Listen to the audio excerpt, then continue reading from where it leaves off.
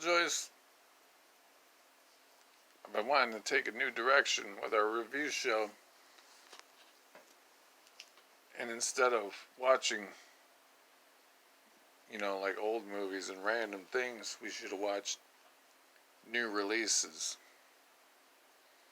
Really? That's what I've been thinking. I don't know if we're going to find the quality in new releases that we find in the older movies. Right, like the quality that you find in 1975's Dolemite. How'd you like that movie? I really enjoyed it. It was funny as hell. It was pretty good. Had a good amount of, like, I guess, I don't want to say it was bad, but like, just like clumsy filmmaking and editing and kind of like a plot where you were just like, what's going on? I thought it was great. It was pretty good. Very charming. It was very charming indeed. Dolemite himself was very charming. Right, even like his bitches were charming. Like just every random person. Except for maybe the mayor. Yeah, the mayor was awesome. What the fuck are you talking about? He was just like, he was I'm like the mayor. Ron Jeremy. Yeah, I'm the mayor. Yeah, he basically type. He had to play a whole scene like see with a towel in front of his dick. You just don't like Ron Jeremy. I do like Ron Jeremy. Very sweet man.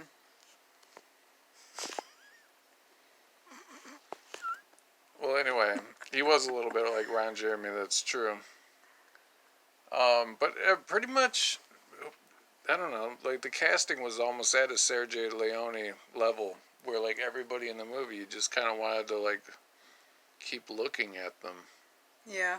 At their face and like their clothes. Yeah, the clothes were awesome, amazing. There's one. I think Superfly. If you really want to get into the '70s blaxploitation genre, Superfly was a movie where the clothes are just fucking completely off the hook, like with the fur suits and whatnot. But Dolemite has some good suits too. Is this a blaxploitation one though? I mean, I think it is considered one, but I don't know. It was like very positive.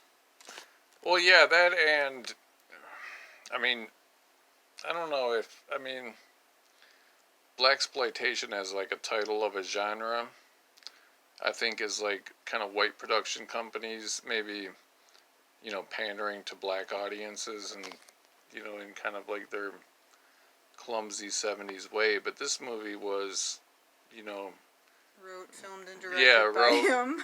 Starring, directed by, it was all black. So I don't know if it really is a true blaxploitation in the way that we would look at the whole genre, but it fits in with the rest of them pretty well. Yeah, I thought all the characters were, I mean, even though they were doing like negative things, they were like they had like a positive aura or energy about them. Right, like even the guy that OD'd on, like the guy that was supposed to be on heroin, his one friend that I guess he ends up ODing. They were kind of just like, man, this is tragic. No, they broke in and killed him. Oh, yeah. Well, I mean, he probably would have OD'd. But I didn't think I would like that character, but he was hilarious. Everybody would. Yeah, he was the hamburger guy. If he died, how was he supposed to pay that woman back for his hamburger? Right. Apparently he did that every day. Did you like Dolemite's stand-up comedy where he rhymed about things? You normally ask me what my favorite parts of movies are, and that was going to be my favorite part.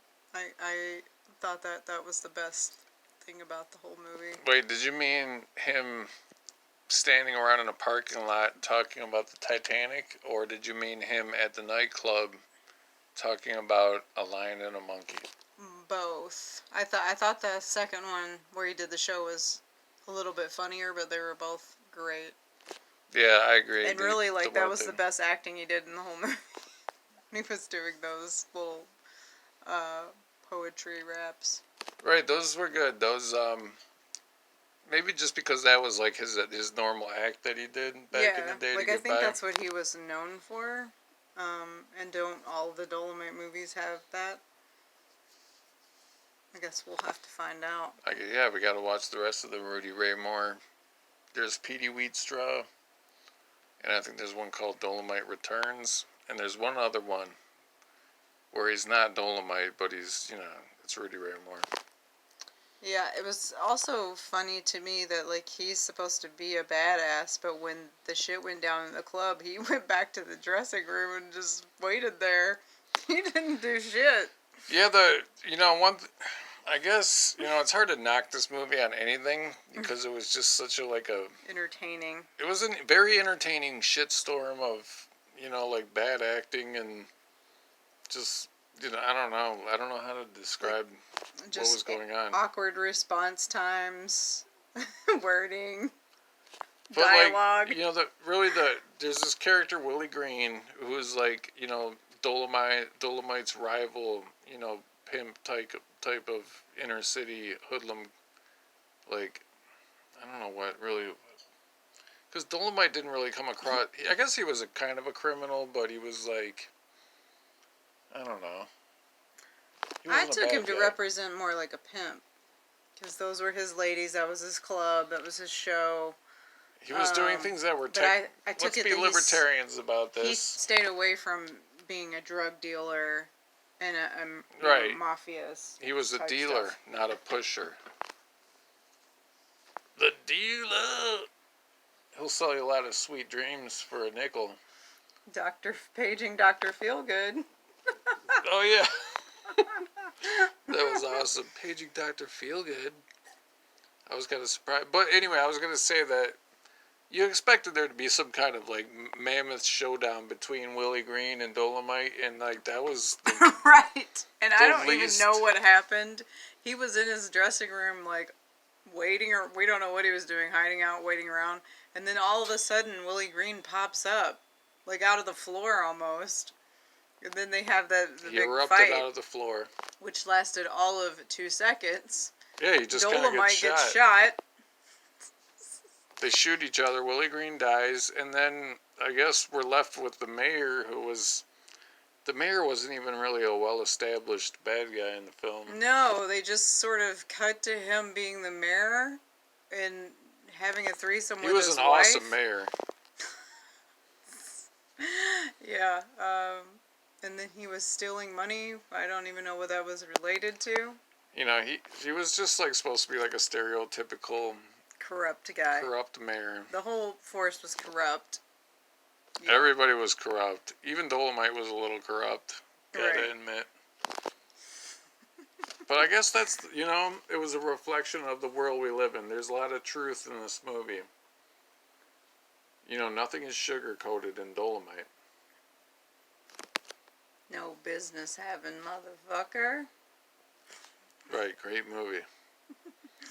But yeah, and then the showdown between the mayor was just that one random cop, the black cop who was kind of like a light-skinned brother, and only appeared in like 5 scenes. He just showed up. He was the one that in the beginning he said there was a secret plant, which I knew from the beginning it was going to be him, but you knew that? It was very obvious. I don't understand how Dolemite didn't know. I guess I just completely forgot about that secret plant shit. Yeah, he told Dolemite that when he was being released. Now, did Queen Bee die? Because they never told us. Looked like she had been shot and killed, and we didn't really get confirmation on that. This is why Joyce is allowed to review movies, because I just forgot about all these fucking details. Allowed. But yeah, Queen Bee, who was awesome. She was good. Her character was great. The actress was great. Her clothes were questionable. One of her outfits, I was like, what is that even? I think everybody in the movie, we could say, like, what the fuck are they wearing at some point, at some time. Oh, yeah, I guess that's true. Like the one guy who secretly was an FBI agent, secretly. none of his outfits made sense. Like, none of his fucking shirts, pants, jackets, ties, none of that shit went together. I'm not a fashion guy, but I know what patterns and colors are supposed to go together. Don't fucking look at me that way. I mean, the last jacket he had on, my brain was trying to comprehend. Like, it was like a square cut jacket with 2 buttons here. I don't know what was going on with that. There was a lot of, I mean, that's the appeal of the movie, though. A lot of things just you're just kind of like, what the fuck? What is the story behind this? Right. 5 out of 5 on this. Speaking of ratings, how would you rate the film Dolemite, starring Rudy Ray Moore? 5 out of 5. Really? 5 out of 5? Yep. It was highly entertaining. It was that. I mean, it was pretty good. I don't know if I'd give it a 5 out of 5. That probably would be one of my top B movies of all time. As a B movie, yes. I don't know, as a movie in general, like, I did not find myself emotionally invested in this film. I did think it was awesome. Just about every scene was awesome. So, most times, like, when I think about a film, I don't see me going back and watching it repeatedly. Once is good enough in a lot of cases. I could see myself repeatedly watching this and finding it hysterical. It also did make me want to, you brought up off camera, we were talking about the Eddie Murphy kind of, it's like a sort of a biopic kind of deal where they are talking about the making of Dolemite, and it made me want to see that again. But I would I would watch Dolemite again. So yeah, I would watch both of them again. They were both really good. If you guys didn't see the Eddie Murphy film, which came out just last year, it's really good. Very good. Super good. Very good. You're missing out, bro. But anyway, if you had to watch Dolemite or My Name is Dolemite or Dolemite Returns, is that what that... There's some other Dolemite movie. Which one are you going to watch? I mean, how do I know if I haven't seen the other ones? I don't know. I'm probably going to opt for seeing a new one. Me too, but I'd watch the others also. Yeah, I would watch every Dolemite movie at this point. What about Petey Wheatstraw, the devil's son-in-law? I want to look up interviews now. Like... Dolemite interviews. Like Rudy Ray Moore in depth. Dude, yep. I wonder if Rudy Ray Moore, like on YouTube, you can look up his old stand-up footage or something. I'm about to. Good movie.